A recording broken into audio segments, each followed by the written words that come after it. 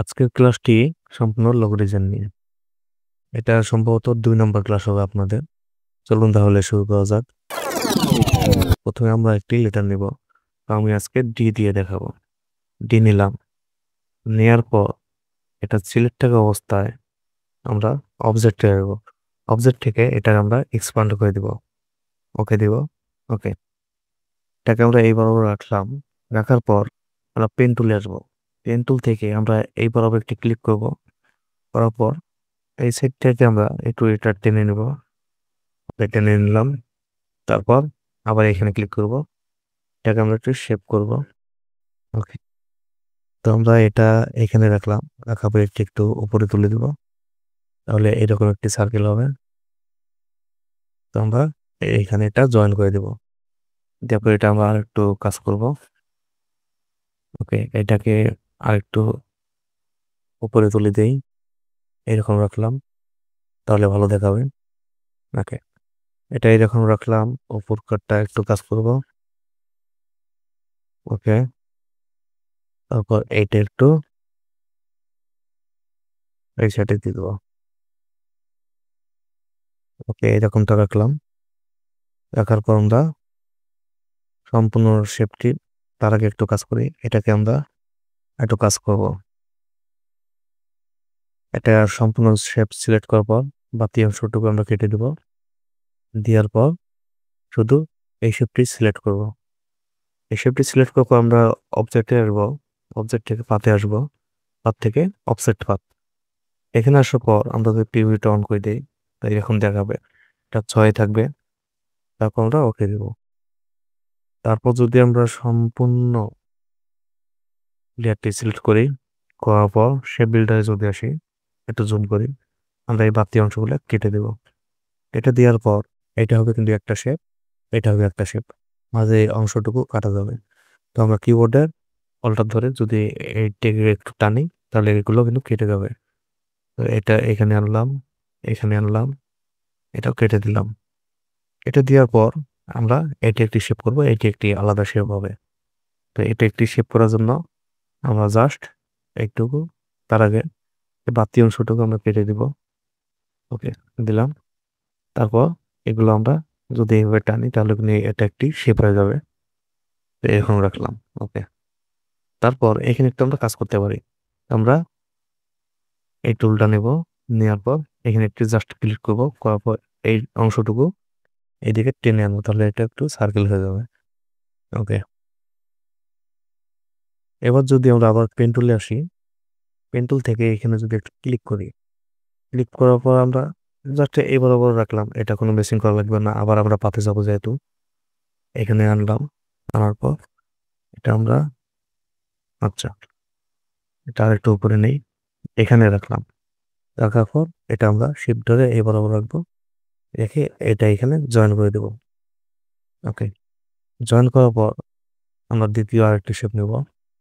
এটা নেওয়ার জন্য আমরা এইখানে একটি ক্লিক করব। তারপর এইখানে একটি ক্লিক করব। করার পর এইখানে যদি একটু দেই, আমরা এইভাবে দেই, ভালো দেখাবো অবশ্য। দেওয়ার পর এটা আমরা জয়েন করে দেব। তারপর উপরকার যে 3টা লেয়ার আছে, এই 3টা আমরা সিলেক্ট করব। এটা সিলেক্ট থাকা অবস্থায় শিফট ধরে এখানে যে একটি ক্লিক করি, আর এখানে যে ক্লিক করি, 3টা কিন্তু সিলেক্ট করা যাবে। তারপর আমরা আবার শেপ বিল্ডারে আসবো। আসার পর এই 3টা আমরা জয়েন করে দেব। ওকে, 3টা জয়েন করার পর আমরা কি করব, নিচের যে লেয়ারটি আছে এটা সিলেক্ট করব। করার পর আমরা অবজেক্টে আসবো। অবজেক্ট থেকে আবার পাত, পাত থেকে অবজেক্ট পাত, এখানে এসে এটা 6 থাকবে। জাস্ট আমরা ওকে করে দেব।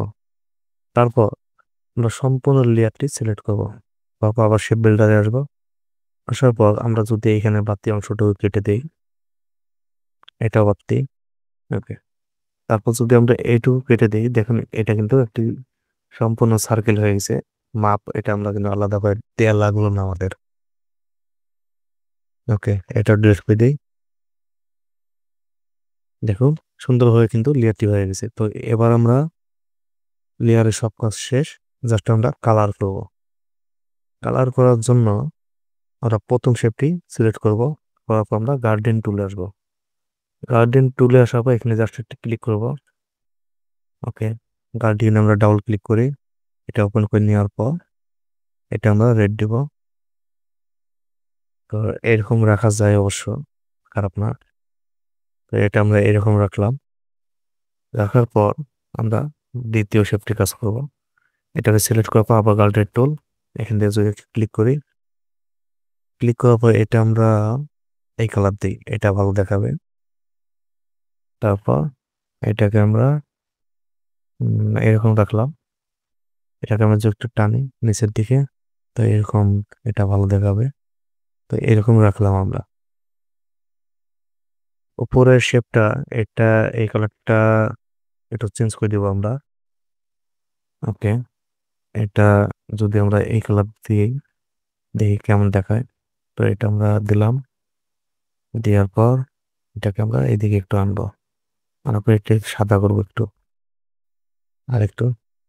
ওকে, তারপর আমরা যদি এটাকে একটু টেনে এইদিকে আনি, সুন্দরভাবে কিন্তু আমাদের শেপটি হয়ে গেছে। দেখেন, দেখলে কিন্তু লোগোটি অনেক সুন্দর দেখাচ্ছে। তো এর ব্যাকগ্রাউন্ডে যদি আমরা একটু কাজ করতে চাই, এটাকে আমরা একটু বড় করে নেব। তার জন্য এটাকে আমরা গ্রুপ করে নিই। তারপর শিফট অল্টার ধরে এটা একটু বড় করব, এই বরাবর রাখলাম, এটাকে ছোট করলাম। এবার আমরা এর একটু ব্যাকগ্রাউন্ডে কাজ করি, দেখি কেমন দেখা যায়। রেক্ট্যাঙ্গেল টুল নিয়ে এই কোণা থেকে এই কোণা পর্যন্ত আমরা দিয়ে দিব। দেওয়ার পর এটাকে আমরা ব্যাকগ্রাউন্ডে দিব। ওকে, এখানে এসে আমরা সিন টু ব্যাগে দিব। তারপর এই কালারটার জন্য আমাদের লোগোটি মানে বোঝা যাচ্ছে না, তো এই কালারটা আমরা চেঞ্জ করব। আবার গার্ডেন টুলে এসে যা অবস্থা আস্তে এরকম থাকবে, আমরা জাস্ট এইখানে ক্লিক করব। করার পর এই কালারটা আমরা সাদা করে দিব। ওকে, তো এইটা আমরা আমাদের মনে ইচ্ছার মতো দিতে পারি। তো আমরা রেড দিই, দেওয়ার পর বাইরে যদি একটি ক্লিক করি। ওকে, এবার যদি আমরা এইখানে মাঝ বরাবর টেনে এটাকে একটু বড় করে দিই, বড় করার পর যদি আমরা এটা এদিকে আনি, তাহলে দেখতে পারবেন আমাদের লোগোটি প্রায় এরকম দেখাবে। ওকে, এরকম রাখলাম। এটাকে যদি চেঞ্জ করতে চাই, তো এখান থেকে পারবো চেঞ্জ করতে আমরা। তো আমরা এটা রাখি। ওকে, এটা একটু কমিয়ে দিব, এরকমটা রাখলাম। দেখেন, লোগোটা কিন্তু এখন অনেক সুন্দর দেখা যাচ্ছে। তো এইভাবে কিন্তু আপনারা অনেক লোগো করতে পারেন। এটা অবশ্যই আপনারা ট্রাই করবেন, তাহলে লোগো ডিজাইন একটু ধারণা আসবে। আমি আরো দেখাবো অবশ্যই। তো ভিডিওটি ভালো লাগলে সাবস্ক্রাইব করে পাশে রাখবেন। আর আপনাদের মহামূল্যবান সময় দেওয়ার জন্য আপনাদের অসংখ্য ধন্যবাদ।